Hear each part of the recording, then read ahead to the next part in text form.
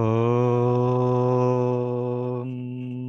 पूर्णमदः पूर्णमिदं पूर्णात् पूर्णमुदच्यते पूर्णस्य पूर्णमादाय पूर्णमेवावशिष्यते।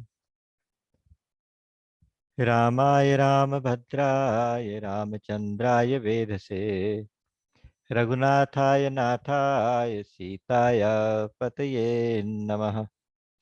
श्री राम राम रघुनंदन राम राम, श्री राम राम भरताग्रज राम राम, श्री राम राम रणकर्कश राम राम, श्री राम राम शरणं भव राम राम।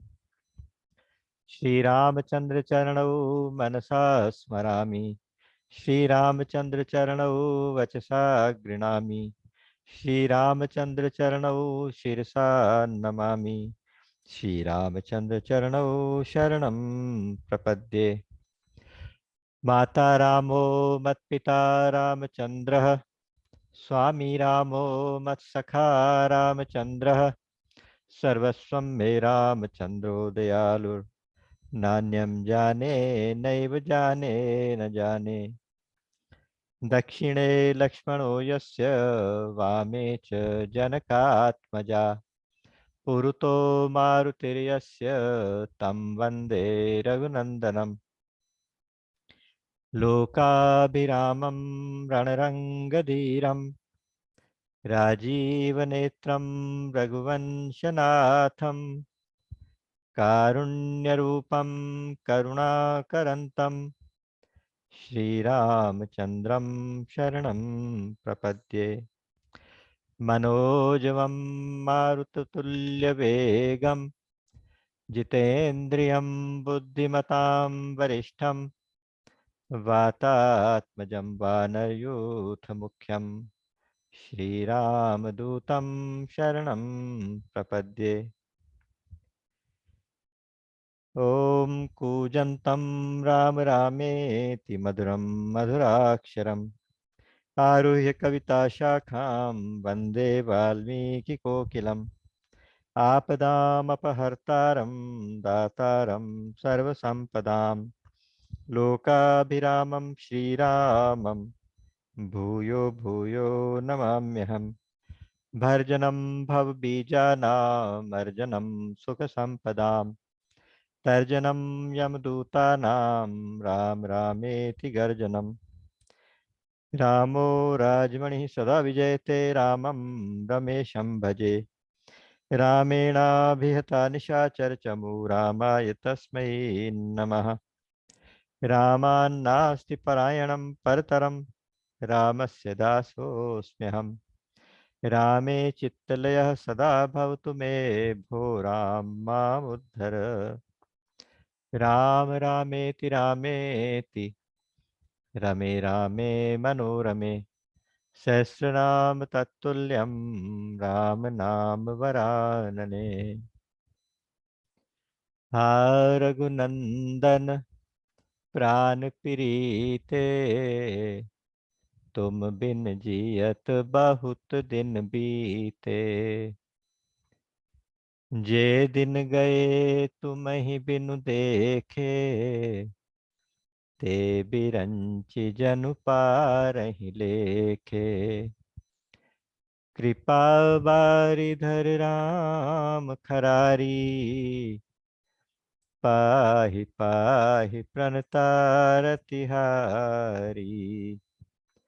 निज कृत कर्म जनित फल पायो, अब प्रभु पाहि शरण तक आयो। असरन सरन बिरद संभारी, मोहि जनित जहु भगत भयहारी। श्रवण सुजस सुनियायो, प्रभु भंजन भव भीर। त्राहि त्राहि आरति हरन, सरन सुखद रघुबीर। मो सम दीन न दीन हित, तुम समान रघुवीर। अस विचारि रघुबंश मनि, हरहु विषम भव भी। कामिहि नारि प्यारी जिमि, लोभिहि प्रिय जिमि दाम। तिमि रघुनाथ निरंतर,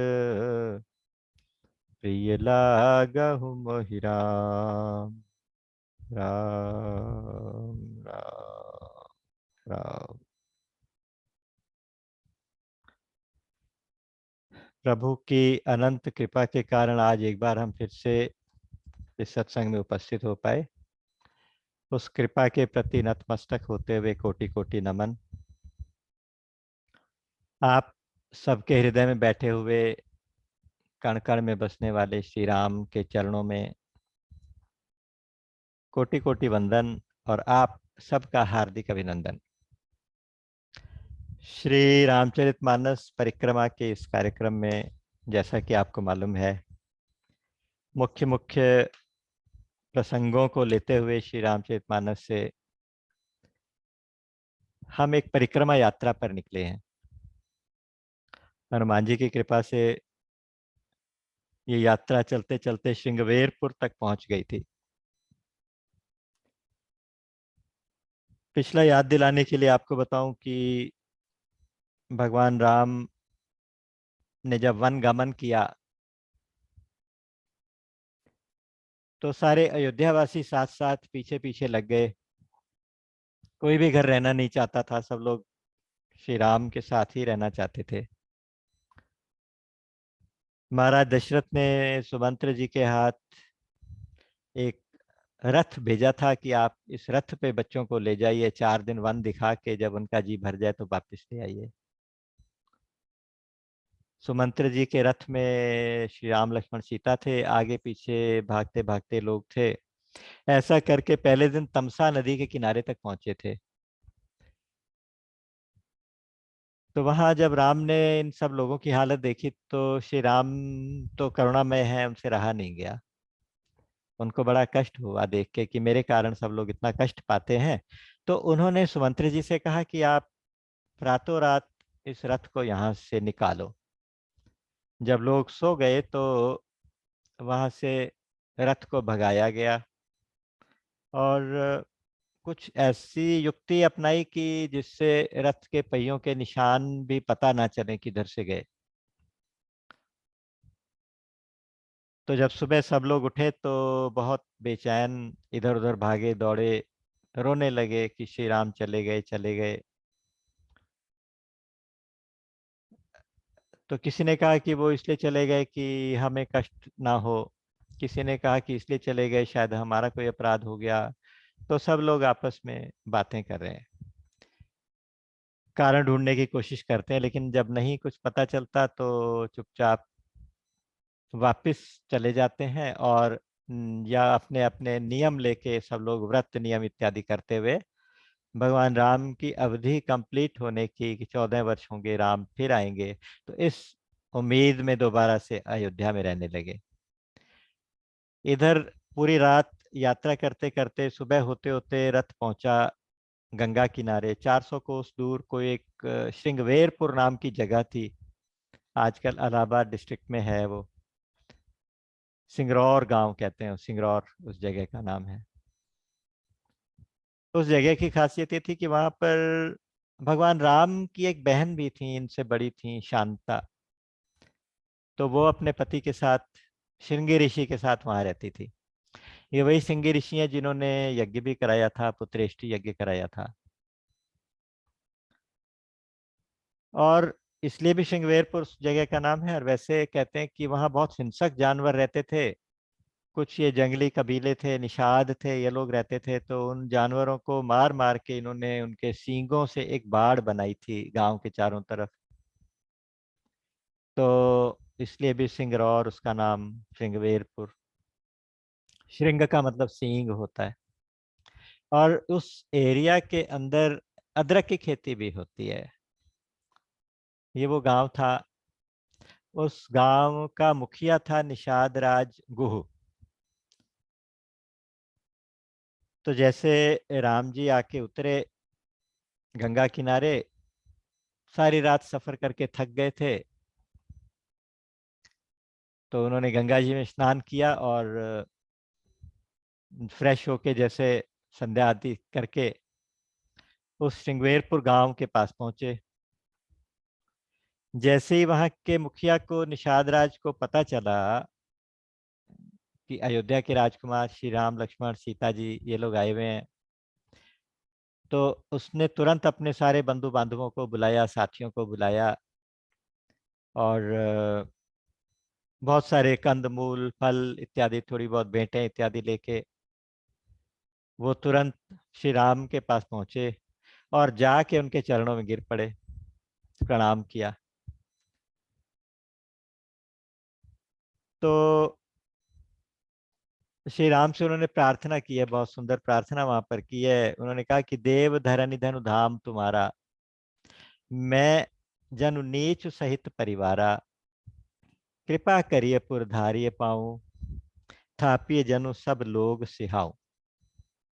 वो कहते हैं कि मैं, मेरा ये सारा गांव, मेरा परिवार, मेरा सारा धन, जो कुछ भी है सब आपका है, आपके चरणों में समर्पित है। यहाँ उन्होंने अपनी सारी पोजेशंस भगवान को समर्पित की हैं, शरीर से दंडवत करके भगवान को प्रणिधान किया है, अपना सरेंडर किया है, और वाणी से पूरी तरह से सरेंडर किया, मनसा वचसा कर्मणा, सारे पदार्थों के सहित, परिवार सहित उन्होंने अपने आप को भगवान को के शरण में दे दिया और कहा कि आप कृपा करिए, आप हमारे गांव में चरण धारिए, चरण फिराइए, और आपके आने से हमारी थोड़ी इज्जत बढ़ेगी, लोग देख के मुझसे ईर्ष्या करेंगे कि देखो इसके घर भी राम आए थे।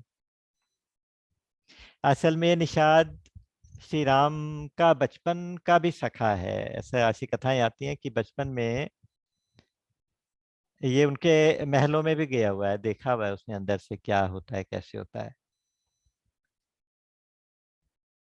तो वो कहते कि आप एक बार हमारे महल में, हमारे गांव में पधारिए, ये आपका है।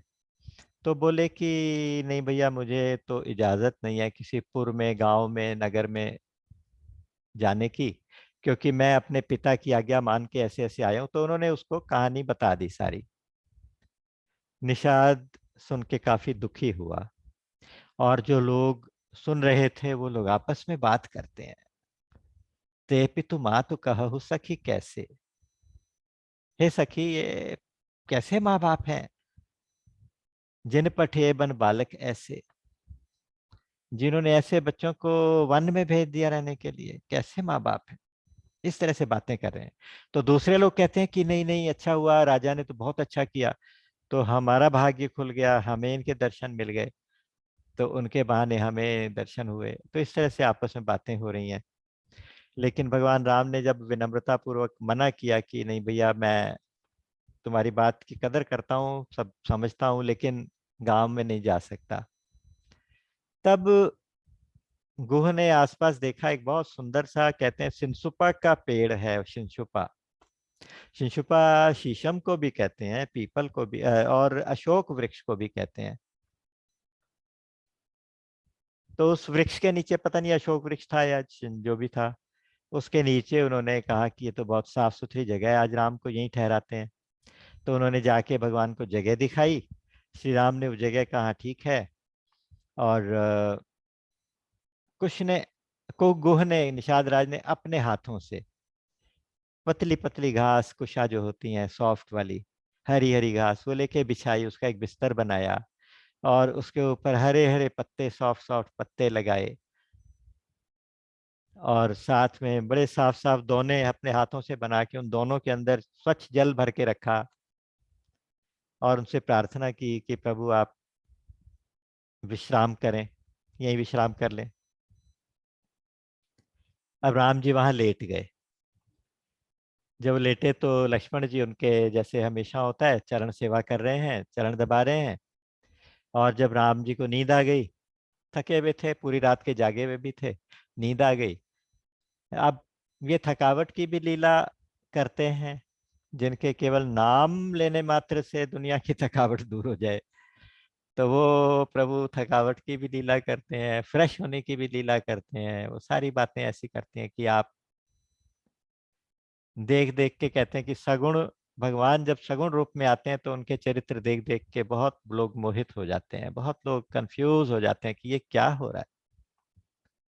क्योंकि जब वो हमारे जैसी लीला करते हैं तो हम उनको अपने जैसे नियमों में बंधा हुआ एक जीव समझने लगते हैं, और फिर हमें लगता है कि देखो भाग्य ने इनके साथ ऐसा खेल खिलाया। तो यही कुछ निषाद के साथ हुआ। निषाद राज देख रहे थे, उनको देख देख के परेशान हो रहे थे। बहुत सुंदर अपनी तरफ से उन्होंने जितना कंफर्टेबल हो सकता था उतना भगवान के लिए वो जगह बना दी। अब सुमंत्र जी को भी प्रार्थना की कि आप भी लेटें, उनके लिए भी जगह बना दी, वो भी लेट गए साइड में। सुमंत्र जी अभी तक साथ में हैं। और लक्ष्मण जी नहीं सोए, लक्ष्मण जी जाके वीरासन में बैठ के उसके थोड़ी दूरी के ऊपर धनुष बाण हाथ में लेके तैयार बैठ गए कि जंगली जानवरों से, असुरों से और किसी से भी रक्षा के लिए, सिक्योरिटी के लिए वो बैठ गए। लक्ष्मण जी एक सेवा का बहुत बड़ा आदर्श उपस्थित करते हैं, बहुत बड़ा आदर्श। उनको देख के निषाद राज ने क्या किया कि अपने जितने भी विश्वसनीय साथी थे, सैनिक थे, योद्धा थे, उन सबको कहा कि तुम उनके लिए जगह नियुक्त कर दी, जगह जगह चौकियां बना दी, तुम यहाँ पे बैठ के सारी रात पहरा दोगे। और आप लक्ष्मण जी के साथ जाके बैठ गए। अब यहाँ से वो प्रसंग शुरू होता है जहाँ हमने पिछली बार छोड़ा था। इस प्रसंग का नाम है श्री लक्ष्मण गीता।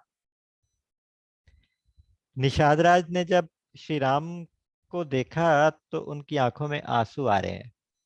बैठे तो लक्ष्मण जी के साथ हैं, आंखों में आंसू आ रहे हैं। बोले कि कितने सुंदर महलों में रहने वाले, राम का महल कितना सुंदर है, और उसमें इतने सुंदर पर्दे लगे हैं, उस कमरे उनके बेडरूम में इतने सुंदर गद्दे, एकदम सफेद गाय की फेन जैसे सॉफ्ट, इतने गद्दे, इतने तकिए, और इतने सारे सेवक आसपास सेवा करने के लिए, मणियों का दीपक वहां रखा रहता है। उनको याद आ रहा था कि उन्होंने श्री राम का वो देखा हुआ है, विश्राम करने का कमरा। इतना सुंदर मणियां जो जड़ी हैं वहां पे, इंद्र भवन भी इतना सुंदर नहीं होगा, इंद्र का घर भी इतना सुंदर नहीं होगा जितना श्री राम का घर था। और देखो विधाता कैसे कैसे खेल खिलाता है, पता नहीं कौन से कर्मों का भोग भोगने के लिए यहाँ पे आ गए बेचारे, इस तरह से कह रहा है। और ऐसे महलों में रहने वाले राम सीता जमीन पे सो रहे हैं। आज कैसा टाइम विधाता ने दिखाया। इतने जानकी जी के पिताजी इतने बड़े राजा, इतने बड़े योगी, इतने बड़े ज्ञानी, उनके आगे सारे राजा अपना शीश झुकाते हैं। और राम के पिताजी इतने बड़े इन्फ्लुएंशियल आदमी जिनको इंद्र भी आधा सिंहासन देते हैं, इंद्र के सखा, उनकी आज ये हालत हो गई। तो बड़ा अफसोस उनको हो रहा है और बड़े दुखी दिल से कहते हैं कि कैके नंदन मंदमती कठिन कुटिलपन कीन। कैके नंदिनी यानी कैकेयी जी ने ऐसे गलत टाइम पे बहुत बड़ा कष्ट इनको दे दिया, बहुत बड़ा कष्ट दे दिया। और बताओ, सिए रघुवीर की कानन जोगू, ये सीता रघुवीर, ये क्या ये जंगल में रहने लायक है। कर्म प्रधान सत्य कह लोग, लोग सत्य ही कहते हैं कि ये विश्व जो है कर्म प्रधान है। कैके नंदिनी मंदमती कठिन कुटिलपन कीन, जहि रघुनंदन जानकी सुख अवसर दुख दीन। अब इनके सुख का समय आया था, इसमें अभी कैके नंदिनी ने इनको दुख दे दिया। इस तरह से विचार कर रहे हैं, दुखी हृदय से उन्होंने लक्ष्मण के आगे अपने दिल की बात कह दी। लक्ष्मण जी बहुत ही धीरे धीरे बोल रहे हैं क्योंकि आसपास श्री राम सोए हैं, माँ जानकी सोई हैं, सुमंत्र जी सोए हैं। तो लिखा है कि बड़ी कोमल वाणी में धीरे धीरे उन्होंने ज्ञान, वैराग्य और भक्ति से भरी हुई ये जो जो डायलॉग बोला है, उसका नाम है लक्ष्मण गीता। गीता उसको कहते हैं जिसमें अगर किसी को आध्यात्मिक विषय में या किसी विषय में मोह हो जाए, कंफ्यूजन हो जाए, दुख हो जाए, विषाद हो जाए, तो उस विषाद को, मोह को दूर करने के लिए अगर कोई उपदेश दे तो उसे गीता कहते हैं। जैसे अर्जुन को मोह हो गया तो श्री कृष्ण ने उसके मोह भंग किया, उसके विषाद को दूर करने के लिए, तो वो भगवत गीता कहलाई। तो यहाँ लक्ष्मण जी आज निषाद के मोह को भंग करने के लिए जो सुनाएंगे उसको लक्ष्मण गीता कहेंगे। बहुत सारी गीताएं हैं, उनकी चर्चा बाद में करेंगे कि श्री रामचरितमानस में भी बहुत सारी गीताएं हैं, छोटे छोटे डायलॉग्स हैं जिनको हम गीता कहते हैं। कोई शिव गीता है, शुरू में आपने देखा होगा कि जब शिव जी पार्वती जी का संदेह दूर कर रहे हैं, उनके मोह को दूर करने के लिए, झूठे हूँ सत्य जाहि बिनु जाने, जिमि भुजंग बिनु रुजु पहचाने, वो वहां से वो शिव गीता कहलाती है। उसी तरह से जब सुनैना जी धनुष यज्ञ के प्रसंग में श्री राम को देख के मोहित हो जाती हैं कि रोने लगती हैं कि इनको, इतने कोमल बच्चे, इतने बेचारे मेहमान बन के हमारा ये देखने आए थे, उनको विश्वामित्र जी ने कह दिया जाओ धनुष तोड़ो, इतने छोटे से बच्चे की हंसी कराओगे, इस तरह से कह रहे। तो फिर उनकी सखी ने जो गीता की, जो उसको मोह दूर करने के लिए कही हैं बातें, वो सखी गीता कहलाती हैं। आगे भुसुंडी गीता आएगी, एक जगह फिर से राम जी ने विभीषण जी को एक शिक्षा दी है, धर्म रथ वाला प्रसंग आएगा जहाँ पे कि जब बहुत ज्यादा प्रीति की वजह से, बहुत ज्यादा प्रेम की वजह से विभीषण को मोह हो गया, विषाद हो गया, रोने लगा, कहता है कि देखो रावण तो इतने बड़े मॉडर्न से रथ के ऊपर चढ़ के आया, राम बेचारे बिना रथ के, ना पैरों में चप्पल, कैसे मुकाबला करेंगे, मन में सोचते हैं। तो राम जी ने उनको फिर समझाया कि जिस रथ से विजय होती है वो विजय रथ कोई और होता है, ये वाले रथ से विजय नहीं होती। तो धर्म रथ का उपदेश दिया है वो वहां पे, वो भी श्री राम गीता है, बल्कि उसको विभीषण गीता भी कहा जाता है, विभीषण जी को दिया गया संदेश है। तो इस तरह से बहुत सी गीताएं आएंगी, तो समय समय पे हम उसकी चर्चा भी आगे आगे करते चलेंगे। आगे भुसुंडी गीता भी आएगी, गरुड़ जी का मोह भंग करने के लिए काग भुसुंडी जी ने सुनाई, तो भुसुंडी गीता हो जाएगी, इस तरह से है। तो अब लक्ष्मण जी ने स्टार्ट कैसे किया, काहु न को सुख दुख कर दाता, निज कृत कर्म भोग सब भ्राता। कोई किसी को सुख दुख नहीं देता। उन्होंने कहा था, कह के नंदिनी मंदमती कुटिल कुटिल कठिन कुटिलपन कीन, और सुख अवसर दुख दीन, उसने दुख दिया सुख के अवसर पे। वो कहते हैं नहीं नहीं नहीं, कोई किसी को दुख सुख नहीं दे सकता, ये तो कर्मों का विधान है, और सुख दुख बारी बारी से आते जाते हैं। बाकी सबसे बड़ी बात, योग दर्शन में पतंजलि जी ने एक सूत्र दिया है कि ईश्वर क्या होता है। ईश्वर होता है क्लेश कर्म विपाक आशय अपरामृष्ट, ऐसा पुरुष विशेष ईश्वर, ऐसा पुरुष विशेष ईश्वर होता है जो चार चीजों से परे होता है। क्या क्या है, क्लेश, कर्म, विपाक और आशय। क्लेश कहते हैं पंच क्लेश हमारे अध्यात्म में कहे गए, जिसमें होते हैं राग द्वेष अहम, है ना। एक तो होता है कि अस्मिता, अविद्या, अस्मिता, राग द्वेष, अभिनिवेश, ये पांच होते हैं। अविद्या। दूसरी होती है अस्मिता, अस्मिता का मतलब होता है अहंकार, मैं।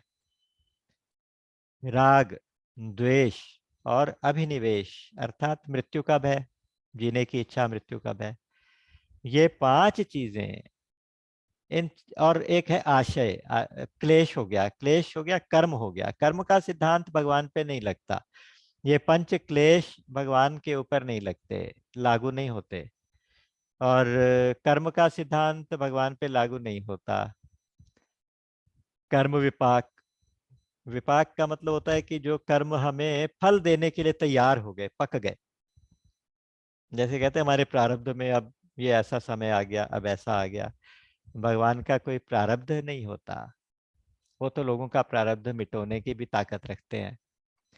तो वो विपाक नहीं होता, आशय भी नहीं होता। आशय का मतलब होता है कि जो कर्म जो अभी फल देने को तैयार नहीं हुए, वासना के रूप में हमारे अंदर हैं, जो कामनाएं वासना के रूप में हैं, उनको कहते हैं आशय। तो इन सब चीजों से अपरामृष्ट पुरुष विशेष ईश्वर। असल में निषाद राज तो भगवान को जानते नहीं, तो इसलिए उनको ये मोह हो गया। लेकिन लक्ष्मण जी आज उनका मोह भंग करने वाले हैं, बताने वाले हैं कि ये कौन है, आप इनको समझ रहे हैं। सुख दुख हमारा भी जो जीवों के जो पॉइंट ऑफ व्यू से भी, जीवों के नियम के अनुसार भी, कोई भी किसी को सुख या दुख नहीं दे सकता।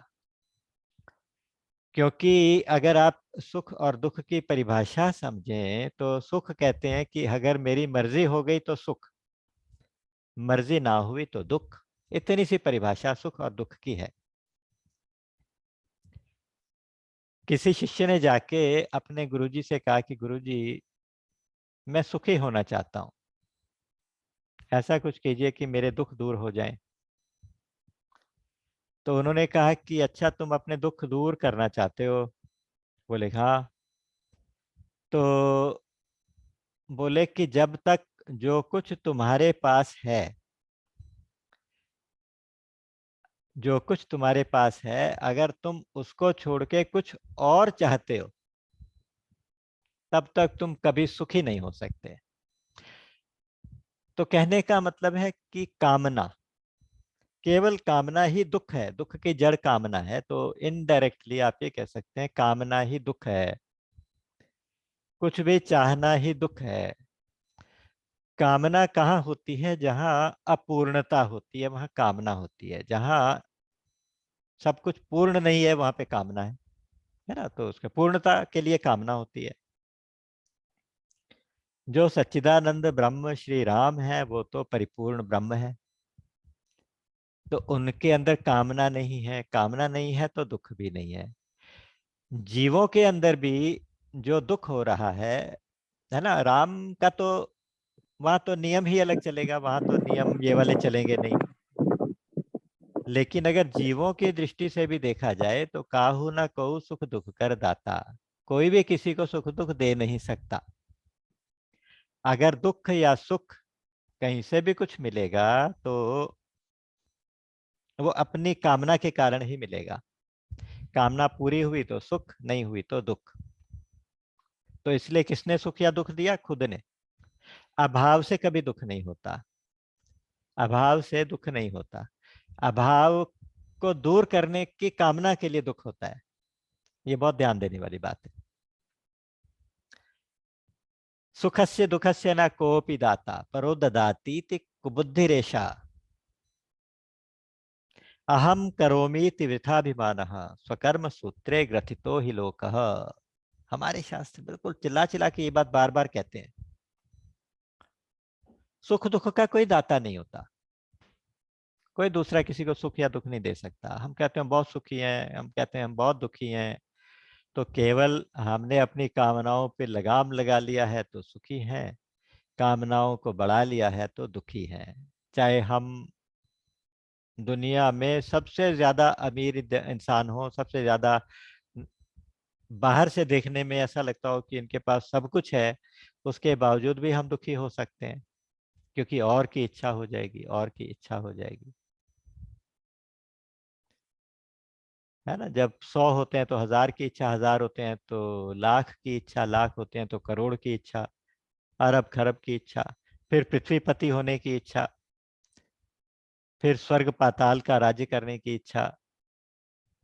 कभी भी इच्छाएं पूरी नहीं होती। जब इच्छाएं पूरी नहीं होती तो कभी भी हम पूर्ण रूप से सुखी नहीं होते, फिर हम किसी और को क्यों ब्लेम करें? अगर हम चाहें तो अभी यहीं के यहीं सुखी हो सकते हैं। अधुनैव सुखी शांत है बंध मुक्तो भविष्यसि, अष्टावक्र जी ने कहा। यदि देहम पृथक्कृत्य चिति विश्राम्य तिष्ठसि, अगर तुम अपने शरीर से खुद को अलग करके अपने चित्त में आराम करोगे, अपने चेतना में विश्राम करोगे, तो अभी यहीं के यहीं सुखी और शांत हो जाओगे। अधुनैव सुखी शांत। कामनाएं तो दूसरे बाहर के लेवल पे, आप अंदर के लेवल पे जाके बैठ गए। तो जैसे ही आप अंदर के लेवल पे जाके बैठ गए तो आप सुखी हो गए। तो इसलिए किसी शायर ने बहुत सुंदर बात कही है, उन्होंने कहा कि दुखों के दस्तावेज हो या सुख की वसीयत, दुखों के दस्तावेज हो या सुख की वसीयत, गौर से देखिए वहां नीचे मिलेंगे आपके ही दस्तखत, आपके ही साइन होंगे। आप ही की वजह से आपको दुख हुआ होगा, आप ही की वजह से आपको सुख हुआ होगा। सुखस्य दुखस्य ना कोपि दाता, ये सूत्र श्री लक्ष्मण जी का हमने बिल्कुल गांठ बांध लेना है। क्योंकि मानस परिक्रमा का या किसी भी सत्संग का, किसी भी कथा के सुनने का यही फल है, यही उसका उद्देश्य है कि स्वांतः सुख आए, स्वांतः सुख आए अपने अंतःकरण के सुख के लिए, या स्वांतः स्तमः शांतये, अपने अंधकार की निवृत्ति, अंतःकरण के अंधकार की यानी अज्ञान की निवृत्ति के लिए। हमें जो गलत फहमी है कि हमें कोई सुख दे रहा है, कोई दुख दे रहा है, हमें धन से सुख मिल रहा है, संबंधियों से सुख मिल रहा है, हमें बल से सुख मिल रहा है, हमें पद से सुख मिल रहा है, नहीं, मान सम्मान से, निंदा से, स्तुति से सुख दुख मिल रहे हैं, कहते हैं नहीं नहीं नहीं, ये अपने आप अंदर से ही आपके सुखी हैं, आप ही अपने आप दुखी हैं। और फिर ये अंधेरा जो है ना, स्वांतः स्तमः शांति, अंधेरा तो प्रकाश से दूर होगा। अब बताइए कहीं बहुत गहन अंधकार हो तो क्या अंधकार पीटने से दूर हो जाएगा या टोकरों में भर भर के? मैंने एक बार कथा सुनाई भी, बहुत थी, बहुत सुंदर लगी थी मेरे को कथा। आपको बताता हूँ, एक छोटी सी कथा है। एक भीलों का गांव था, जंगल में आदिवासी टाइप के लोग रहते थे, बहुत इंटीरियर में गांव था। उन्होंने कभी प्रकाश देखा ही नहीं था, प्रकाश जानते ही नहीं थे क्या होता है, दीपक देखा नहीं था, दिया देखा ही नहीं था। रात होती तो अंधेरा हो जाता, तो सारे भील कहते थे कि ये अंधेरा, उसको एक इविल स्पिरिट मानते थे कि ये कोई नेगेटिव फोर्स है जो हमारे ऊपर अटैक करने आ गई है। जैसे रात हुई तो सब लोग तैयार हो जाते थे, लाठियां लेके अंधेरे को पीटने लगते थे, और अपने हथियारों से अंधेरे को पीटते। और गांव की औरतें जो थीं वो टोकरे भर भर के अंधेरा जो थी वो गांव के बाहर फेंक फेंक के आती थी। टोकरों में भर के अंधेरा ले जा रहे हैं, गांव के बाहर फेंक रहे हैं। ऐसा करते करते सुबह हो जाती, उन्हें लगता कि हमने अंधेरे को भगा दिया। अगले दिन फिर वही अंधेरा अटैक करने आ जाता। एक बार क्या हुआ कि कोई दूसरे गांव की कोई लड़की उनके घर, उनके गांव में विवाह होके आ गई। उसने आके देखा तो उसके गांव में तो थोड़े से एडवांस लोग रहते थे उनके कंपैरिजन में। तो उसने आके देखा कि ये क्या हो रहा है, तो बोले बहू आप भी उठो, आप भी एक टोकरा उठाओ और अंधेरे को गांव के बाहर फेंकेंगे। तो उस दिन तो चुप रही वो, अगले दिन चुपचाप गई दूसरे गांव में, जाके वहां से एक दिया, एक कॉटन और थोड़ा तेल वो सब लेके आई, दिया सलाई। और अगले दिन जैसे अंधेरा आया तो उसने दीपक जला दिया और अंधेरा भाग गया। तो सब लोग उसे देवी की तरह पूजने लगे कि अरे अरे देखो इसने तो हमारी प्रॉब्लम सॉल्व कर दी। तो कभी भी जब भी हमारा अज्ञान का अंधकार होगा, कभी भी जब इस तरह का मोह होगा, तो ज्ञान से ही छूटेगा। तो सबसे पहले ज्ञान की चर्चा लक्ष्मण जी कर रहे हैं। सबसे पहला सूत्र तो यही देते हैं, काहू न को सुख दुख कर दाता। क्योंकि पांच चीजें हमारे पुराणों में कहा गया, पद्म पुराण में, कि पांच चीजें, आयु, कर्म, धन, विद्या और मृत्यु, ये 5 चीजें जीव जब पेट में होता है ना तभी उसकी निश्चित हो जाती हैं।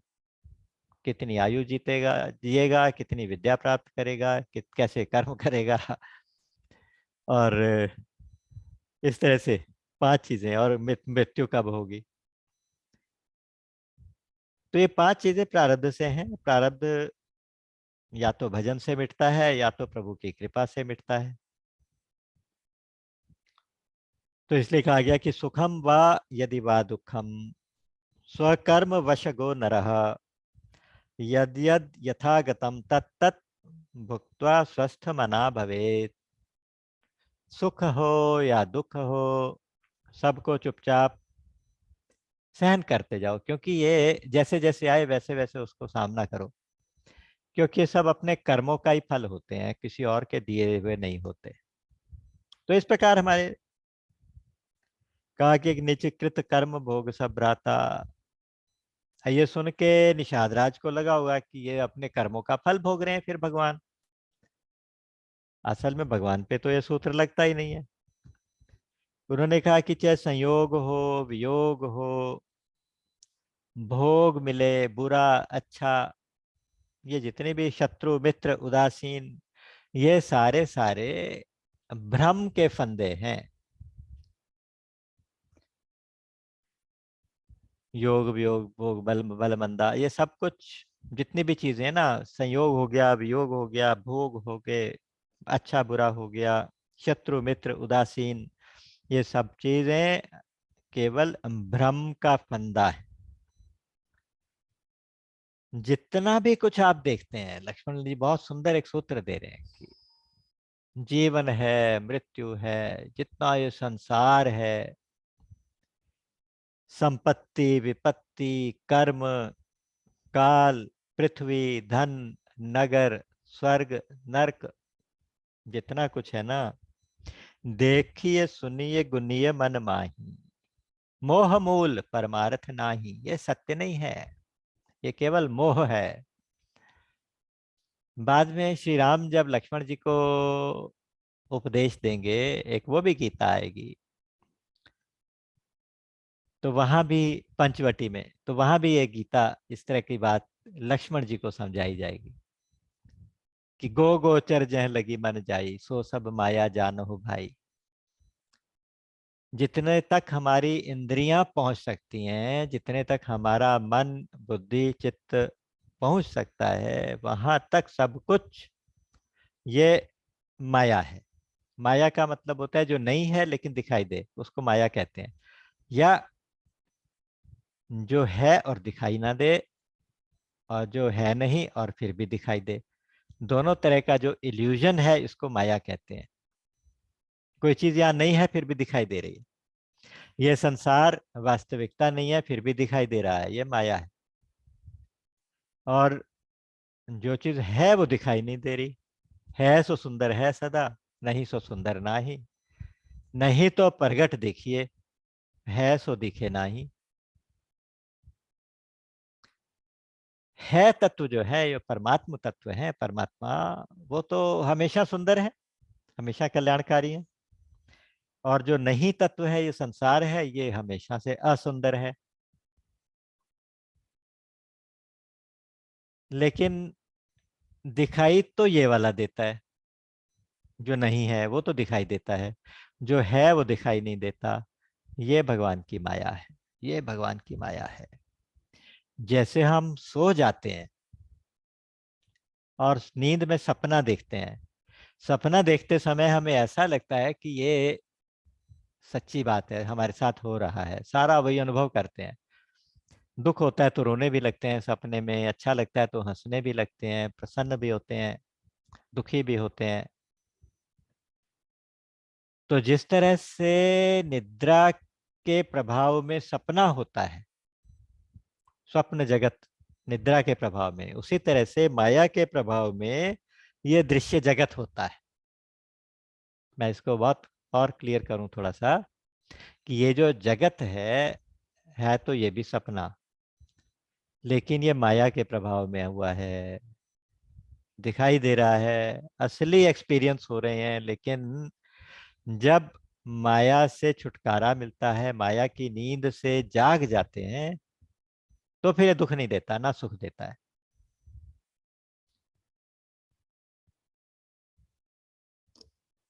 ये जितना भी प्रपंच है, जितना भी प्रपंच कहते हैं कि पंच भौतिक जगत, पृथ्वी जल अग्नि वायु आकाश, ये सारा का सारा प्रपंच ये माया है। और क्योंकि हम इस प्रपंच जगत के, पंच भौतिक जगत के ही बने हुए हैं, के अंदर ही रहने वाले हैं, तो इसलिए हम इन सब का अनुभव कर रहे हैं और हमें ये अनुभव सत्य जैसे लग रहे हैं। कभी कभी ज्ञानियों के हृदय में ये प्रश्न भी उठता है कि क्या ये नहीं हो सकता कि ये जो देख रहे हैं ये तो सपना हो, और जो हम सपने में देखते हैं वही सत्य हो, हमारा असली जीवन वही हो। आपको कथा याद होगी, जनक जी महाराज के साथ एक बार ऐसा ही तो हुआ था। जनक जी ने सपना देखा, अपने पलंग पे सोए, नींद आई, गहरी नींद हुई, सपना देखा। स्वप्न में वो भिखारी बन गए, बहुत भूख लगी है, वो कुछ खाना चाहते हैं, भिक्षा लेना चाहते हैं। जहां भी भिक्षा लेने जाते हैं तो कोई कुछ देता नहीं, दुत्कार देता है। फिर अल्टीमेटली किसी से भिक्षा मिलती है, चावल मिलते हैं, उनको लेके जैसे खाने बैठते हैं तो कोई जानवर आके उसमें पैर मार के उसको गिरा देता है और वो रोने लगते हैं। सपने में रो रहे हैं, सपने में रोते रोते इतना रियल एक्सपीरियंस उनको हो रहा है कि उनकी नींद खुल गई और देखा तो तकिया आंसुओं से गीला है और वो वाकई रो रहे थे। उन्हें लगा कि ये मैं रो रहा था, मैं भिखारी बना हुआ था, रो रहा था, उस रोने का एविडेंस भी मेरे पास है कि देखो ये आंसू बह रहे हैं, ये तकिया गीला हो गया। वो भी तो रियल एक्सपीरियंस है। तो क्या ऐसा नहीं हो सकता कि मैं वास्तव में भिखारी हूं और ये राजा बनने का सपना देख रहा हूं? इस तरह के थॉट्स उनके मन में चलने लगे, क्योंकि जीवन में लगभग आधा टाइम हम सोते हैं, आधा टाइम जागते हैं, आधा टाइम जागृत के एक्सपीरियंस है, आधा टाइम स्वप्न के या सुषुप्ति के एक्सपीरियंस है। तो क्या ये नहीं हो सकता कि वो एक्सपीरियंस रियल हो, ये सिर्फ इल्यूजन हो, इधर वाला एक्सपीरियंस? तो ये प्रश्न उनके मन में खटक रहा था। उनके दरबार में बहुत बड़े बड़े विद्वानों की गोष्ठियां हुआ करती थी, तो उन्होंने जाके वो प्रश्न अगले दिन दरबार में रखा, पूरी बात नहीं बताई, जानबूझ के उसको एक पहेली का रूप देने के लिए उन्होंने कहा कि आज एक पहेली है, जो इसको सॉल्व करेगा उसको इनाम दिया जाएगा, उसके लिए पुरस्कार। पहेली यह है कि यह सच या वह सच, यह सच या वो सच। अब लोगों ने उसका इंटरप्रिटेशन अपने अपने तरीके से निकाला, किसी ने कुछ कहा, किसी ने कुछ कहा, तो महाराज संतुष्ट नहीं हुए। तो वहां महर्षि अष्टावक्र जी ने जो जवाब दिया था कि राजन मैं बताता हूँ, हे राजन, ना ये सच ना वो सच, इन दोनों का साक्षी ही सच। यानी आप अवस्थाओं से परे जो तत्व हैं, परमात्म तत्व, आत्म तत्व, आप वो हैं। ना तो ये जागृत के एक्सपीरियंसेस सच्चे हैं और ना ही वो स्वप्न के एक्सपीरियंस सच्चे हैं। तो इसलिए लखन लाल जी आज बहुत ऊंचा सिद्धांत यहाँ पे, बहुत ऊंचा एक डॉक्ट्रिन जिसको कहते हैं सिद्धांत यहाँ बताने वाले हैं। मोह निशा सब सोवनी हारा, देखिए सपन अनेक प्रकारा। सब लोग मोह की रात्रि में सो रहे हैं और अलग अलग तरह के स्वप्न देख रहे हैं। कोई राजा बनने का स्वप्न देख रहा है, कोई राजघरान राज्य जो कोई महल में रहने का स्वप्न देख रहा है, कोई जमीन पे सोने का स्वप्न देख रहा है, कोई राजा होने का स्वप्न देख रहा है, कोई भिखारी होने का स्वप्न देख रहा है, कोई राम होने का स्वप्न देख रहा है, कोई रावण होने का स्वप्न देख रहा है। राम रावण एक उदाहरण है। तो बेसिकली उन्होंने ये बताया कि ये मोह की निद्रा है। इस मोह रात्रि में से जागना पड़ेगा अगर आप सुख दुख से निवृत्ति चाहते हैं। देखिए, कर्म से कभी दुख नहीं होता, कर्म फल से दुख नहीं होता। कर्म फल के साथ संबंध बनाने से दुख होता है। आप संबंध कब बनाएंगे? जब आप सो रहे होंगे। ध्यान दीजिए, बहुत गहरी बात। संबंध केवल तभी बनेगा किसी भी चीज से, किसी भी व्यक्ति से, किसी भी परिस्थिति से, किसी भी कर्म से, किसी भी कर्म फल से। संबंध तभी बनेगा जब आप नींद में होंगे। जागृत में कोई स्वप्न, कोई कोई संबंध नहीं बनता, क्योंकि जागृत में आप अकेले रहोगे हमेशा। जागृत में आप एक अद्वितीय तत्व के साथ जुड़ जाओगे।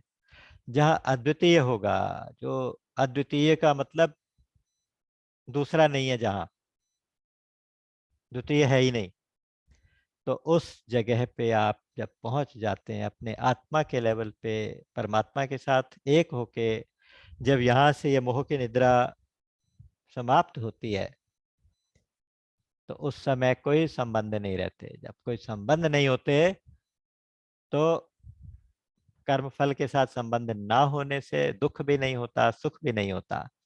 तो इसलिए कहा गया, सुखस्य दुखस्य न कोपि दाता। ना सतो विद्यते भावो, ना भावो विद्यते सतः। सत और असत का भेद समझ जाइए। सत हमेशा रहेगा, असत कभी भी नहीं रहेगा। किसी भी काल में ना रहे वो असत, तीनों कालों में एक सा रहे वो सत। जो सत असत से परे है वो परमात्म तत्व, सत और असत का साक्षी। तो ये जगत तो एक सपना है। सपने में कोई भिखारी हो जाए, कोई राजा हो जाए, जागने पर कोई लाभ या हानि थोड़ी है। अब जनक जी सो गए, सपने में भिखारी हो गए, तो उनको कोई क्या बहुत बड़ा नुकसान हो गया? जब जागे तो उसी तरह से अपने शाही बिस्तर पे सोए हुए थे। दोबारा से राजा थे, दोबारा से आगे सारे सर्वेंट्स थे, सब कुछ था। तो कोई लाभ हानि, जागने के बाद कोई लाभ हानि नहीं होती। मोह निशा सब सोवनिहारा, देखिए सपन अनेक प्रकारा। एहि जग जामिनी जागहि जोगी, परमारथी प्रपंच वियोगी। एक एक शब्द के अंदर गूढ़ रहस्य छिपे हुए हैं। ये वैराग्य की बातें हैं। पहले ज्ञान की बात थी, ये वैराग्य की बातें। ज्ञान, वैराग्य और भक्ति, ये तीनों बातें उन्होंने अपनी छोटी सी गीता के अंदर एक पैकेट बना के निषाद को पिलाई है। तो इस मोहरात्रि में सारा जगत सो रहा है। सोने का मतलब अज्ञान में है। सोने का मतलब कि जगत को जानता नहीं। जो संसार को जान जाएगा उसे वैराग्य हो जाएगा। जो संसार की असलियत को जान जाएगा उसको वैराग्य हो जाएगा। ये एक सूत्र है, नियम है। और जो परमात्मा को जान जाएगा उसको अनुराग हो जाएगा, उसको प्रेम हो जाएगा। संसार के साथ संबंध बनाया, संसार को जान लिया, वास्तविकता जान ली, तो होगा वैराग्य। परमात्मा से संबंध बना के परमात्मा को जान लिया तो होगा अनुराग। ये हमारे, देखिए, जितना संसार की जितनी भी विद्या है ना, कोई भी कभी क्लेम नहीं कर सकता कि मैंने सारी सांसारिक विद्याओं के ऊपर मास्टरी कर ली, क्योंकि इतने कंसेप्ट हैं, इतनी विद्याएं हैं, इतनी लैंग्वेजेस हैं, इतनी साइंस है। कोई अगर ये कहे कि मैं सिर्फ एक सब्जेक्ट के ऊपर भी मास्टरी करूं, तो पूरे जीवन उसके ऊपर भी मास्टरी नहीं कर सकता। भौतिक विद्या इतनी ज्यादा है संसार की। लेकिन परमार्थ की जो विद्या है, ये जो अध्यात्म विद्या है, आज मैं आपको सत्य कह रहा हूं, ये सबसे सरल है। इसमें गिने चुने दो चार कंसेप्ट्स हैं। अगर आपको वो कंसेप्ट एक बार समझ में आ गए तो दोबारा रिवाइज भी नहीं करने पड़ते। समझ में आ गए तो आ गए। उसके बाद कुछ ना रिवाइज करना पड़े, फिर आपकी उसके ऊपर, अध्यात्म के ऊपर मास्टरी हो जाती है। फिर इससे संबंधित कुछ भी क्वेश्चन होता है तो उसका जवाब अपने आप अंदर से आ जाता है। तो सारे प्रश्नों के उत्तर थोड़े से अध्यात्म के प्रश्नों को जानने से आ जाते हैं। तो यहाँ इस मोह निद्रा से जागना होगा। जागना तो सब चाहते हैं, कहते हैं कि या निशा सर्वभूतानाम तस्याम जागर्ति संयमी, यस्याम जागृति भूतानि सा निशा पश्यतो मुने। दूसरे अध्याय का 69 श्लोक है कि जो सारे भूत प्राणियों के लिए रात्रि है, जो उसमें, उस रात्रि में जो योगी है वो जागता है। यानी हम जिस रात्रि में सो रहे हैं, हम इस संसार में विचरण करके संसार से संबंध बना रहे हैं, तो इस सांसारिक निद्रा से योगी जागा हुआ होता है। और जिधर योगी, जिधर से जिसमें जीव जाग रहे होते हैं उसमें योगी सोया रहता है, यानी वो संसार से संबंध नहीं रखता। और जिसमें जीव सोए रहते हैं परमात्म तत्व में, अध्यात्म में, उधर हमारा ध्यान ही नहीं है। मैं कौन हूँ, कहाँ से आया हूँ, क्या करना है, मेरा वास्तविक जीवन का उद्देश्य है क्या, परमात्मा कैसे हैं, कहाँ मिलेंगे, कैसे मिलेंगे, मेरा कल्याण कैसे होगा, इन प्रश्नों का उत्तर ही नहीं, मतलब इन प्रश्नों, प्रश्न ही नहीं उठते अंदर से, उत्तर तो कहाँ से मिलेगा, ये प्रश्न ही नहीं उठते। तो इसका मतलब जीव जिस सब्जेक्ट में सोया हुआ है, जिस रात्रि में सोया हुआ है, उसमें योगी जागा हुआ है, उसमें वो जागृत है। जानिए तबई जीव जग जागा, जब सब विषय विलास विरागा। लक्षण क्या है जागने का, कैसे पता चले कि मैं मोह निद्रा से जागा कि नहीं जागा? ऐसे पता चले कि अब मुझे विषय भोग अच्छे नहीं लगेंगे, अब मुझे सिर्फ परमात्मा अच्छे लगेंगे। ये कसौटी है कि क्या मुझे अभी तक विषय भोग अच्छे लग रहे हैं। अगर मुझे विषय भोग अच्छे लग रहे हैं तो इसका मतलब अभी मुझे परमात्मा अच्छे नहीं लगे। क्योंकि जो मोहि राम लागते मीठे, तो षट रस नव रस, षट रस रस नव रस रस अनरस हो जाते सब सीठे। जन्म जन्मांतर से इन विषयों ने हमें ठगा है, जन्म जन्मांतरों से। फिर भी आज तक पता नहीं हम कितने जन्म, लाखों जन्म ले चुके, शब्द स्पर्श रूप रस और गंध, इनसे संबंधित, इंद्रियों से संबंधित कितने विषय भोग चुके। आज 60-70 साल की उम्र तक कितने विषय भोग चुके, लेकिन अभी तक तृप्ति तो नहीं हुई। न जातु काम है कामा नाम उपभोगे न शाम्यति, हविषा कृष्ण वर्तमेव वर्ध एवाभिवर्धते भूय एवाभिवर्धते। जैसे अग्नि में आहुति डालते जाओ, अग्नि भड़कती रहती है। अपने कामनाओं में कामना पूर्ति की आहुति डालते जाओ, एक इच्छा हुई उसे पूरी कर ली तो दूसरी इच्छा उससे भी ज्यादा भड़क के बाहर आती है। तो ये माया का जगत है, माया की नींद है जिसमें हम सोए हुए हैं, हमें जागना है। और जागने की पहचान ये है कि सारे विषय से, सारे विषयों से वैराग्य हो जाए। अगर हमें संसार के विषय अच्छे ना लगे, हमें संसारिक चर्चा अच्छी ना लगे, हम तो उस पागल खाने के पागल की तरह से हैं जो एक बार पागल खाने में आग लग गई और और उसमें जो बहुत सारी चीजें जल रही हैं, टूट रही हैं, धमाके हो रहे हैं, और सारे पागल नाच रहे हैं, नाच रहे हैं। क्यों? कि दिवाली हो गई, दिवाली हो गई, देखो आतिशबाजी हो रही है, खुश हो रहे हैं। हमारे चारों तरफ आग लगी है, आग। हमारे चारों तरफ धमाके हो रहे हैं, आग लग रही है, वो ताप हमें जला रहा है और एक दिन हम उसमें जलने वाले हैं, फिर भी हम नाच रहे, खुश हो रहे हैं कि देखो हमें कितना कुछ अचीव कर लिया, देखो हमारी दिवाली हो गई। उन पागलों का इलाज क्या, हम पागलों का इलाज क्या? पहले साइकेट्रिस्ट को दिखाना होगा, किसी संत की शरण में जाना होगा, फिर वो हमें दवाई देंगे। दवाई मतलब यही जो हम सत्संग कर रहे हैं, राम कथा सुन रहे हैं, कृष्ण कथा सुने, भगवत गीता सुने, ग्रंथों का स्वाध्याय करें, जप करें, ये सब दवाई है। वो हमें दवाई देंगे, वो हमें तरीका बताएंगे ठीक होने का।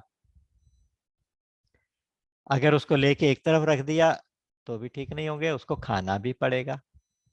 जो हमें संतों ने बताया हमें उसके ऊपर चलना भी पड़ेगा, आचरण भी करना पड़ेगा।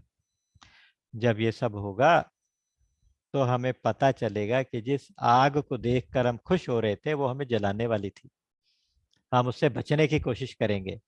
तो इसलिए जागिए तबई जीव जग जागा, जब सब विषय विलास विरागा। सारे विषयों से, सारे विलासपूर्ण जीवन से वैराग्य होने लगे, अच्छा ही ना लगे तो इसका मतलब कि नींद खुल गई है। शुरू में भगवान शिव ने भी बहुत इस तरह की बातें कही हैं। उन्होंने कहा कि उन्होंने कहा कि जो सपने सिर काटे ही कोई, बिनु जागे ना दूरी दुख होई। दुख दूर करने के लिए मान लो सपने में किसी ने सिर काट दिया। सपने में ऐसा भी होता है, आपने कभी ध्यान दिया कि किसी ने मेरा सिर काट दिया और मैं देख रहा हूं कि मेरा सिर कट गया और मैं रो रहा हूं। तो वो दुख दूर करने का तरीका क्या है? तरीका है कि जब तक आप जागेंगे नहीं तब तक दुख दूर ना होगा। जो सपने सिर काटे ही कोई, जागे बिनु ना दूर दुख होई। जागे बिना दुख दूर होगा ही नहीं। तो इसलिए जो परमार्थ में जागने वाले लोग हैं, प्रपंच से संबंध विच्छेद करने वाले लोग हैं। पंच का मतलब होता है पंच भौतिक जगत, पांच भूतों से, पृथ्वी जल अग्नि वायु आकाश से बना हुआ जगत।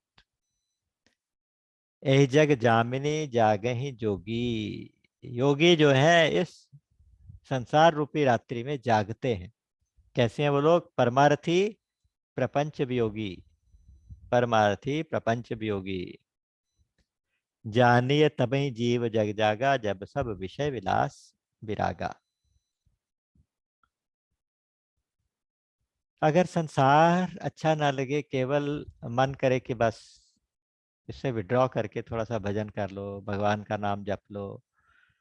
जब अंदर से कष्ट होने लगे, अंदर से इतनी ज्यादा जिज्ञासा पैदा हो जाए कि मेरा कल्याण कैसे होगा, बहुत टाइम वेस्ट हो गया, अब आगे कैसे होगा। जो हम शुरू में शरणागति की कुछ चौपाइयाँ पढ़ते हैं, उसमें मेरी कुछ प्रिय चौपाइयाँ मैंने अपने हिसाब से सेलेक्ट की हैं कहीं से, कुछ ऐसा कुछ उनका विशेष बात नहीं है, लेकिन जो मुझे अंदर तक उतरती हैं तो वो उनमें से ये बहुत है कि हा रघुनंदन प्राण प्रीते, हे प्राणों से प्यारे रघुनंदन, तुम बिन जियत बहुत दिन बीते। तुम्हारे बिना जीते जीते बहुत दिन बीत गए, अब तो जगा दो, अब तो जगा दो, अब तो अपनी शरण में ले लो।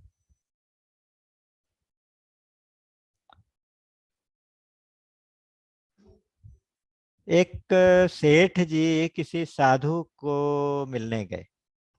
एक बहुत अच्छे संत किसी गांव में के शहर में आए थे। तो वहां के जो नगर सेठ थे वो, समय मिलता नहीं था, बड़ी मुश्किल से 2-3 मिनट का समय निकाल के आए कि चलो एक संत आए उनको प्रणाम करें। उन्होंने आके संत के लिए कुछ भेंट लाए थे वो पकड़ाई और लेट के दंडवत प्रणाम किया। तो उनको देख के संत जो थे, संतों का समझाने का तरीका बिल्कुल अनूठा होता है, अटपटे होते हैं। तो वो संत जो थे वो लेट के सेठ जी के सामने दंडवत करने लगे जमीन में। अब सेठ जी घबरा गए, बोले कि महाराज आप ये क्या करते हो? बोले कि वही करता हूँ जो आप करते हो। बोले कि नहीं महाराज, हम तो आपको प्रणाम करने, वो तो जस्टिफाइड है। आप इतने बड़े वैरागी, इतने बड़े संत, इतने बड़े त्यागी। तो अब संत ने दोबारा लेट के उनको प्रणाम किया, बोले कि आप तो मेरे से बड़े त्यागी हैं, आप तो मेरे से बड़े त्यागी हैं, तो मैं तो आपको 2 बार प्रणाम करूं। तो सेठ जी को समझ नहीं आई, बोले कि वो कैसे महाराज, आप थोड़ा बताएं। तो संत बोले कि देखो, हमने तो सिर्फ वही छोड़ा है ना संसार जो किसी काम का नहीं है, जो हमारे किसी काम नहीं आना था संसार, वो हमने छोड़ा है। और तुम तो उस तत्व को छोड़ के बैठे हो, उस परमात्मा को छोड़ के बैठे हो जो हमेशा तुम्हारा था, तुम्हारा है, तुम्हारा ही रहेगा, उसको भूल के बैठे हो। और जो खास तुम्हारे काम आएगा तुम उसको भूल के बैठे हो, तो तुम तो बड़े त्यागी हो, मेरे से बड़ी चीज त्याग के बैठे हो। तो हम शायद इतने बड़े त्यागी हैं कि हम अपने कल्याण की भावना का भी त्याग करके बैठे हैं कि हमारा कल्याण हो जाए, हमें भगवत प्राप्ति हो जाए, हम कुछ सीख ले। इसीलिए ऐसा होता है कि जो मैंने पढ़ा था, एक संत कहते थे कि जो सत्संग होते हैं ना, कथाएं होती हैं, सत्संग होते हैं, वो तो फ्री होते हैं, तो उसके बावजूद भी पंडाल खाली रहते हैं। लेकिन जो थिएटर होते हैं वो बड़े महंगे होते हैं, लेकिन फिर भी हाउसफुल रहते हैं, क्योंकि ज्यादातर लोग हम में से सोए हुए हैं। तो इस नींद से जगाने के लिए लक्ष्मण जी ने ये निषाद राज जी को बताया। फिर साथ में अब देखिए, एक सूत्र और लक्ष्मण जी ने दिया, उन्होंने कहा कि श्री राम मनुष्य नहीं है, परम ब्रह्म है। राम ब्रह्म परमार्थ रूपा, परम तत्व है, इंद्रियों से परे हैं, सदा एक रस, अनिर्देश, अव्यक्त। निर्देश करके बता नहीं सकते कि ये परमात्मा, जो परम ब्रह्म होता है, जो उसकी तरफ इशारा करके भी नहीं बता सकते, क्योंकि अव्यक्त है। अव्यक्त कहते हैं उसको जो दिखाई ना दे।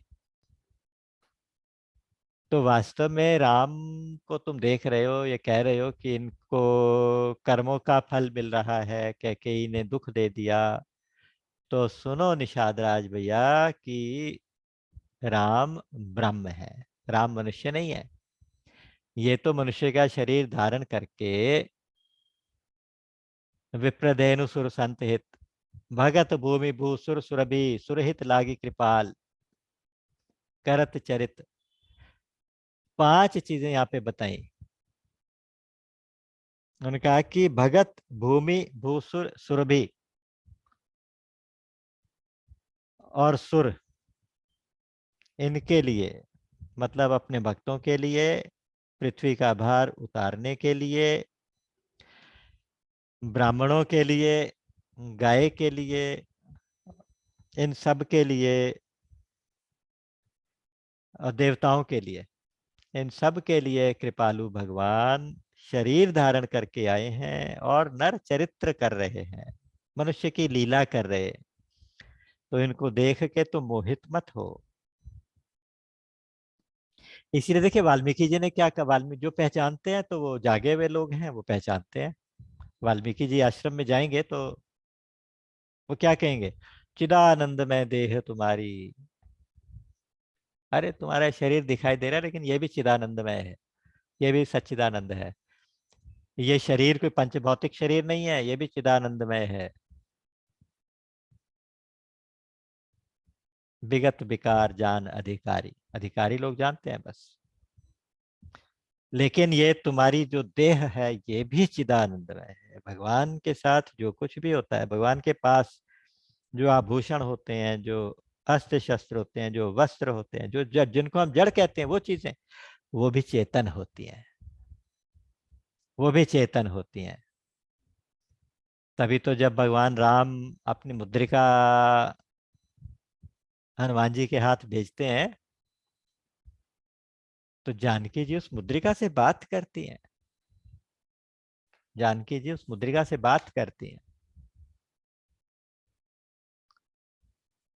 तो इस प्रकार से ज्ञान, वैराग्य और भक्ति, तीसरी चीज भक्ति, अंत में उन्होंने सार बात कह दी। लक्ष्मण जी ने बिल्कुल सार बात भक्ति वाली कह दी।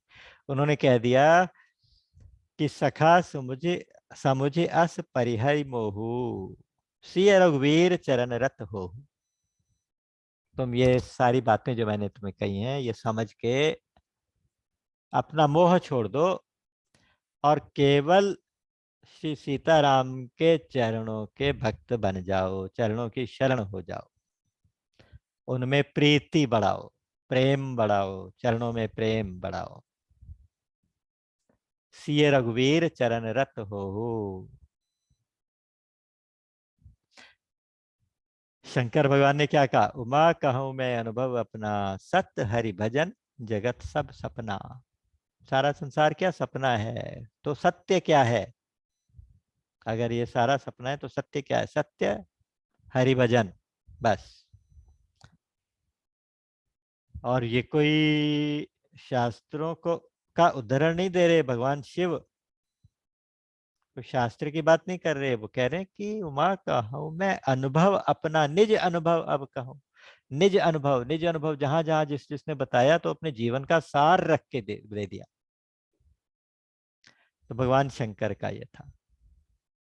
सुमित्रा जी ने जब लक्ष्मण जी को विदाई दी थी, जब लक्ष्मण जी विदा मांगने गए थे, तो उन्होंने क्या कहा था? सकल सुकृत कर बड़फल एहू, राम सीय पद सहज सनेहू। सारे पुण्यों का एक ही फल, वो क्या है? श्री सीताराम जी के चरणों में प्रीति। भरत जी यही तो मांगते हैं, गंगा स्नान करते हैं तो क्या कहते हैं? सीताराम चरण रति मोरे, अनुदिन बढ़हु अनुग्रह तोरे। हे गंगा मैया, प्रयागराज में जब जाते हैं तो वहां पे कहते हैं कि सीताराम के चरणों में मेरी रति, मेरा प्रेम दिनों दिन बढ़ता रहे। अर्थ न धर्म न काम रुचि, गति न चाहु निर्वाण, जन्म जन्म रति राम पद, यह वरदान न आन। न धर्म न अर्थ न काम न मोक्ष, कुछ भी नहीं चाहते। क्या चाहते हैं? केवल राम के चरणों में प्रीति चाहते हैं। विभीषण भी कहते हैं, तब लगी कुशल न जीव कहूँ सपने हूँ मन विश्राम, जब लगी भजत न राम कहूँ शोक धाम तज काम। तब तक कुशल हो ही नहीं सकते जब तक। और सुग्रीव जी ने भी कहा था, देह दरे कर यह फल भाई, भजिए राम सब काज सब काम बिहाई।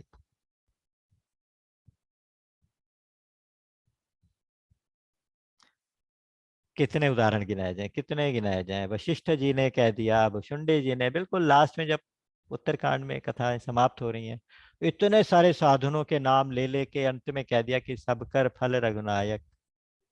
सब कर कि उन्होंने कहा कि तब पद पंकज प्रीति निरंतर, सब साधन कर यह फल सुंदर। वशिष्ठ जी ने एक मोहर लगा दी है। उससे पहले उन्होंने 15-20 साधनों के नाम गिनाए हैं, कौन कौन से साधन हो सकते हैं। सब साधन कर यह फल सुंदर, सारे साधनों का यही एक सुंदर फल है। तब पद पंकज प्रीति निरंतर, तुम्हारे चरण कमलों में निरंतर प्रेम बना रहे। वशिष्ठ जी ने भी कहा, भुसुंडी जी ने भी, शिव जी ने भी कहा। शिव जी ने क्या कहा? जह लगी साधन वेद बखानी, सब कर फल हरि भक्ति भवानी। हे भवानी जी, सारे साधनों का एक ही फल है कि भगवान के चरणों में प्रीति, भगवान की भक्ति। जप तप मख सम दम व्रत नाना, विरत विवेक जोग विज्ञाना। भुसुंडी ने कहा, कितने सारे साधन गिनाए? जप तप मख व्रत, जप तप मख सम दम व्रत नाना, इतने सारे।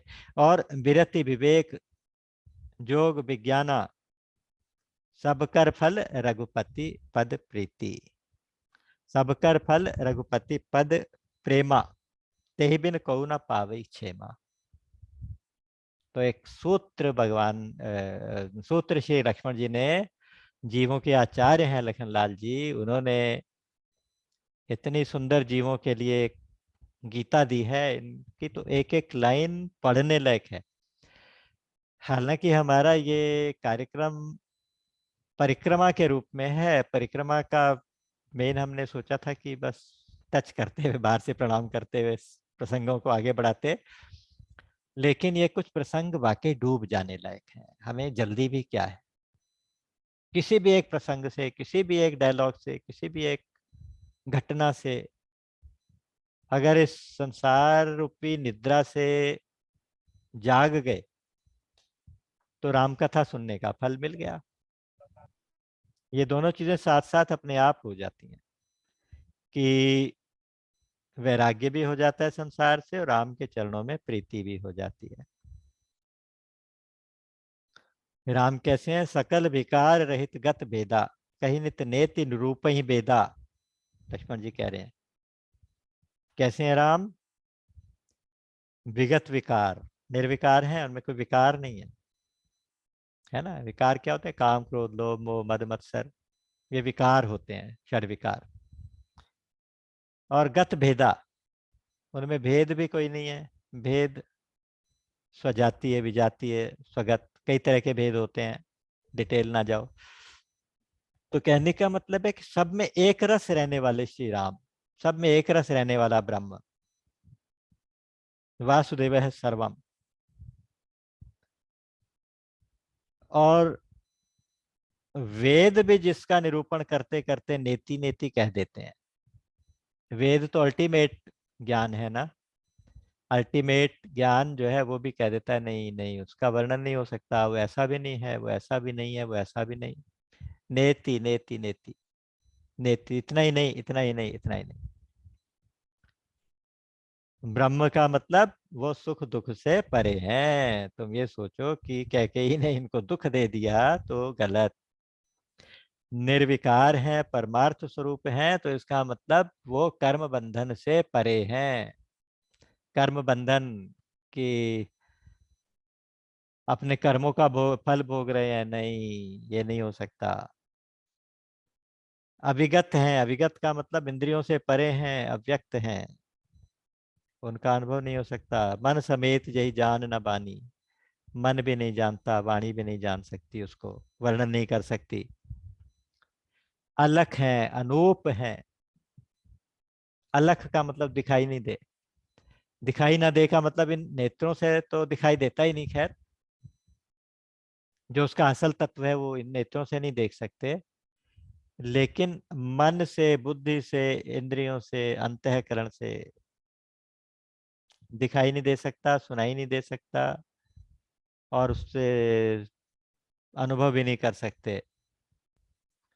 वो कैसे कर सकते हैं? अगर वो खुद का अनुभव करा दे तब। और अनूप तो है ही, अनूपा अनूप तो है ही है, क्योंकि न तत्समोष्ट भेदिक है कुतोन्यो लोकत्रय पे प्रतिम प्रभाव। आपके बराबर ही कोई नहीं हो सकता, तो आपसे बड़ा तो कोई कैसे ही होगा। तो भगवान अनुपम है, उनकी किसी से उपमा नहीं दी जा सकती, अनूप है।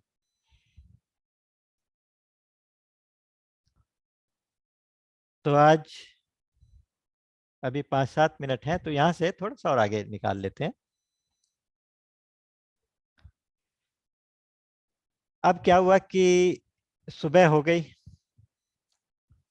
भगवान राम जागे। अब सुमंत्र जी को वो अपने पिता के समान मानते हैं। उनको डायरेक्टली ये नहीं कह सकते कि आप जाओ, अब हमें आगे की लीला करनी है। तो उन्होंने क्या कहा कि भैया लखन, आप जाके कहीं से वट वृक्ष का दूध लेके आओ। वट वृक्ष के पत्तों में से ड्रॉप ड्रॉप वाइट जो एक लेटेक्स वो निकलता है, दूध निकलता है, वो इकट्ठा कर करके वो किसी दोने में लेके आए। और उसको उन्होंने अपने बालों में लगा के जटाएं बनाई। लक्ष्मण ने भी जटाएं बनाई, जब लक्ष्मण की भी बनाई, अपनी भी बनाई। एक तरह से उन्होंने संदेश दे दिया बिना कहे कि भाई सुमंत्र जी महाराज, अब हम तो यहाँ से आगे जाएंगे, अब हम वापस तो चलेंगे नहीं, तो इसलिए अब आप घर जा सकते हैं। जैसे ये देखा तो सुमंत्र जी रो पड़े। इतने वृद्ध हैं, इतने बड़े हैं, बुजुर्ग हैं, सीनियर मोस्ट मंत्री हैं, महामंत्री हैं उनके। रो पड़े, कहते हैं रो कैसे पड़े। एक तो वो होता है कि सिसकियां ले लेके सुबह सुबह के रो पड़े, अपना रोना को छुपा रहे हैं, कहते नहीं, बालक की तरह से रो पड़े, बच्चे जैसे वह करके रोते हैं, जोर जोर से रोने लगे और एकदम से राम के चरणों में गिर पड़े।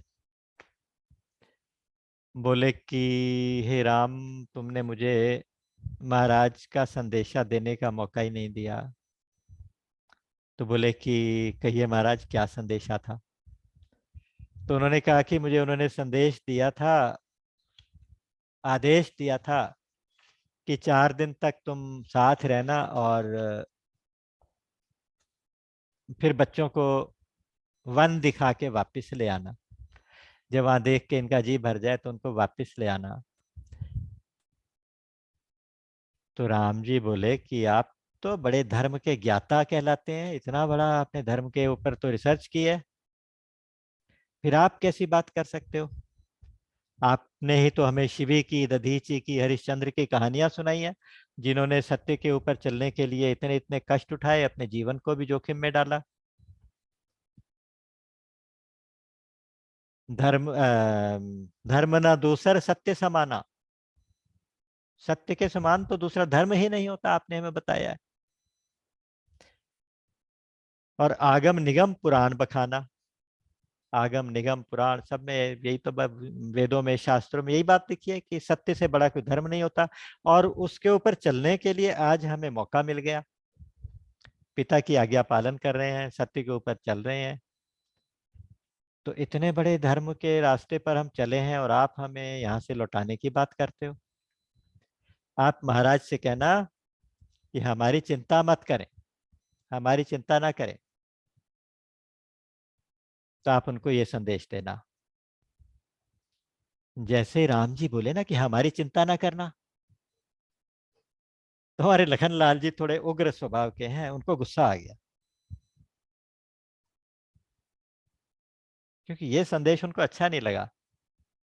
चिंता ना करना, अरे अगर चिंता होती तो हमें वनवास भेजते ही क्यों। अगर उन्हें राम की चिंता होती, इतनी चिंता होती,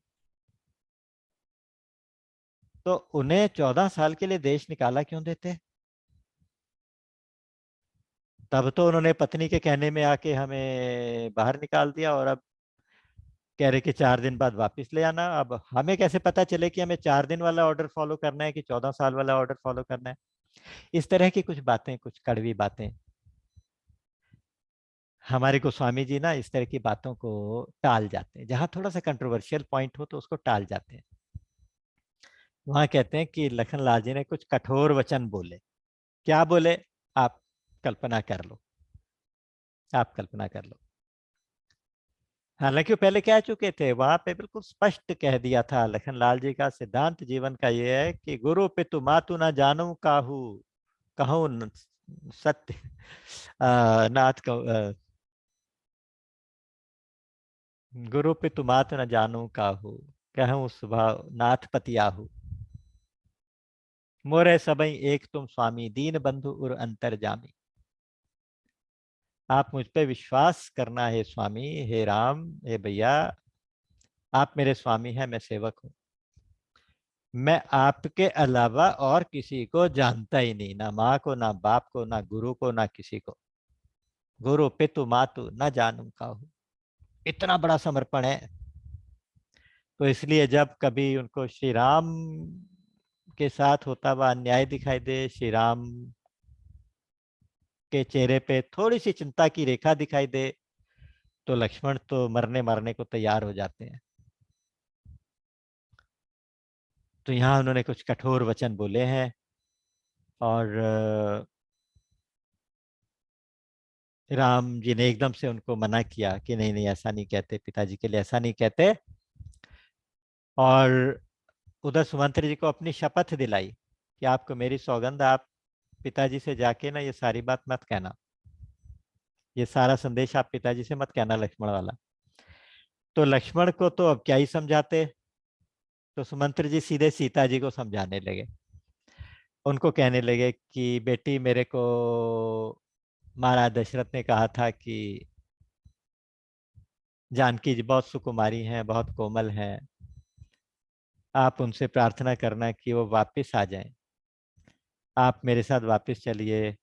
और महाराज ने कहा है कि चाहे जितने दिन आप मायके रहना चाहो, जितने दिन ससुराल में रहना चाहो, जैसे जैसे आप चाहो वैसे वैसे रहो, आपको कोई बंधन नहीं रहेगा, लेकिन हम ये चाहते हैं कि आप वन में जाके कष्ट मत पाओ। तो जानकी जी को भी ये बात सुनना अच्छा नहीं लगा, ऐसा लगता है कि उनको बिल्कुल अच्छा नहीं लगा। तो एकदम से वो बोली कि आप मेरे ससुर के समान हैं, आपकी मैं उतनी इज्जत करती हूँ, अपने महाराज दशरथ जैसी इज्जत करती हूँ, आपके आगे कुछ बोलूं, कुछ बात कहूं। उन्होंने कहा कि आप मुझे एक दो बातों का जवाब दे दो।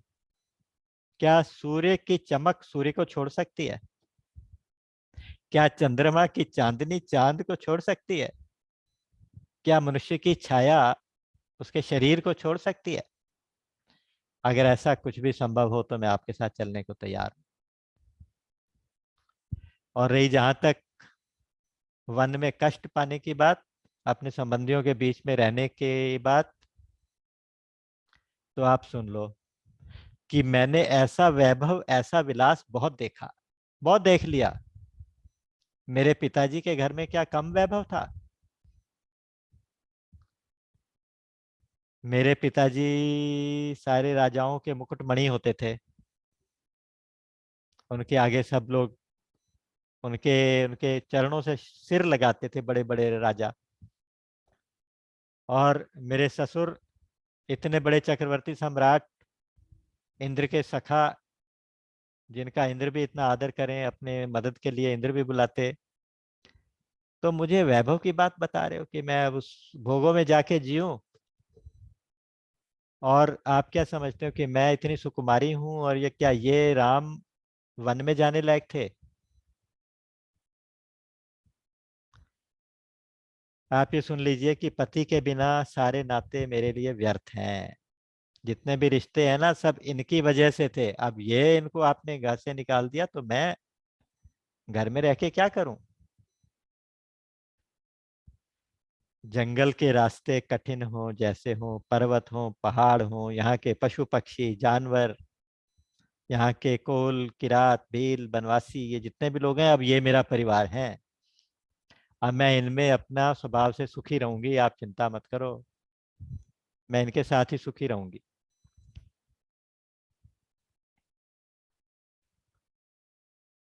मेरे प्राणनाथ, मेरे स्वामी राम मेरे साथ हैं, मेरे प्राणों से प्यारे देवर भैया मेरे साथ हैं, तो मैं वन में सुखी हूँ। तुम राजा से, महाराज से कह देना कि आप मेरी चिंता ना करो। अब वो सोच रहे हैं कि मेटी जाई नहीं राम रजाई।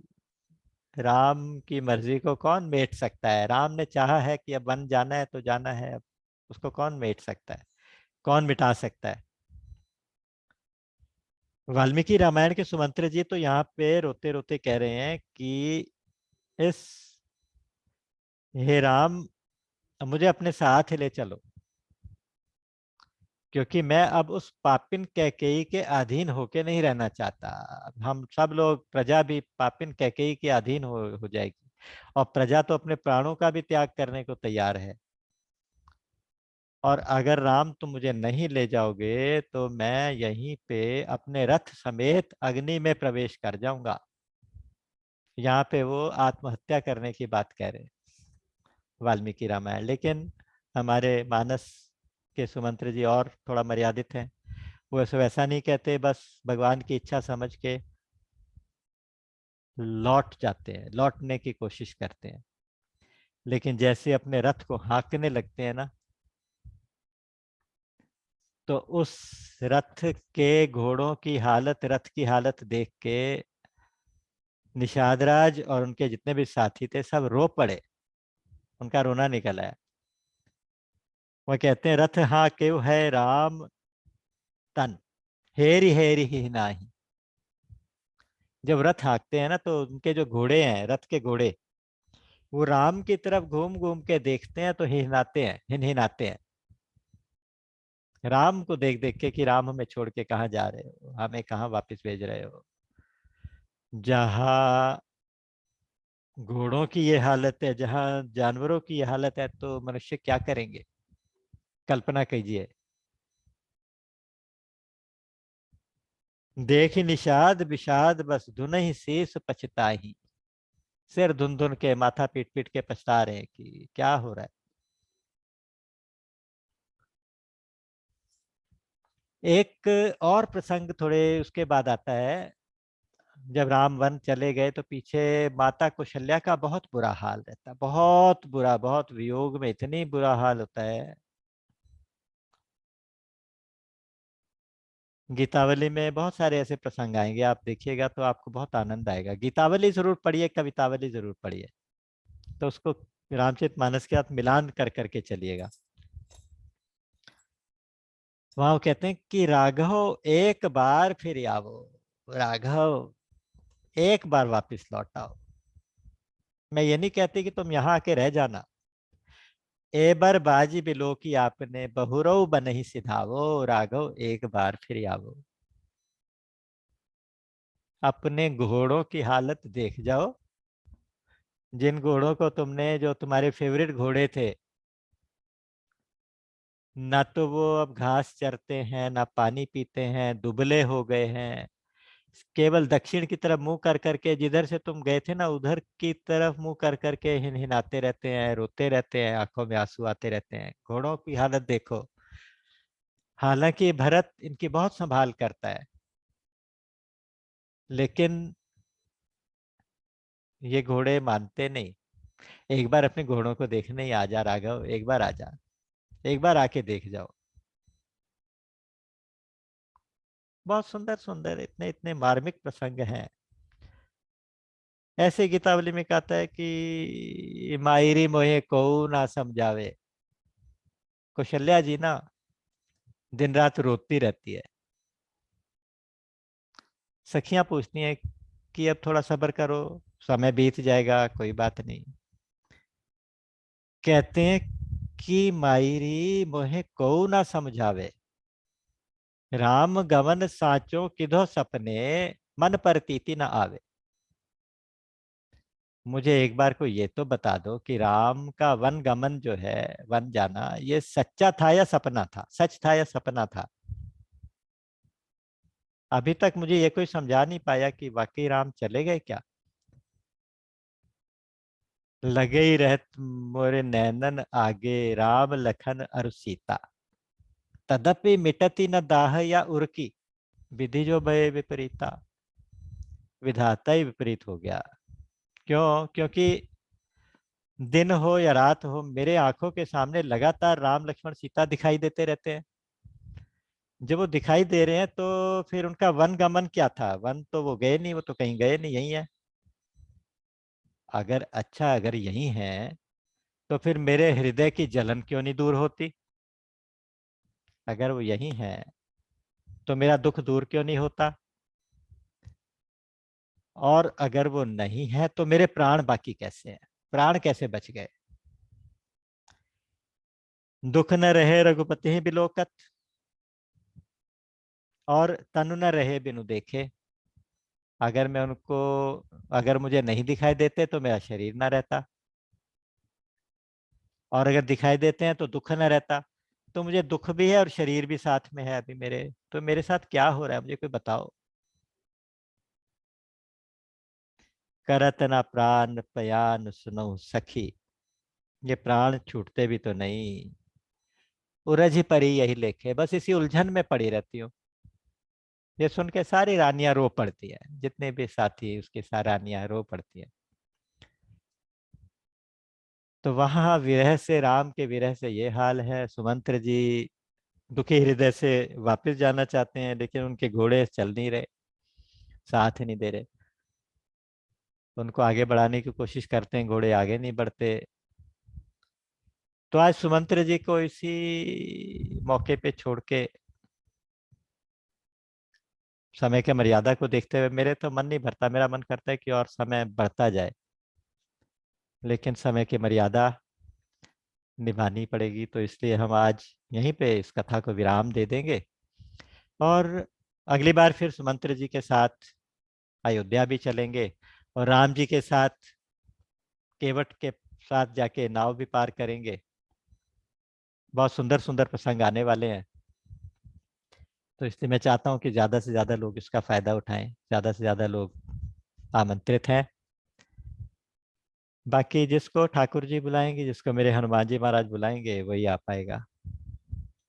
राम अमित गुण सागर, थाह कि पावहि कोई, संतन सन जस किछु सुनेऊ, तुम ही सुनायऊ सोई। बोलिए सच्चिदानंद भगवान की जय। राम।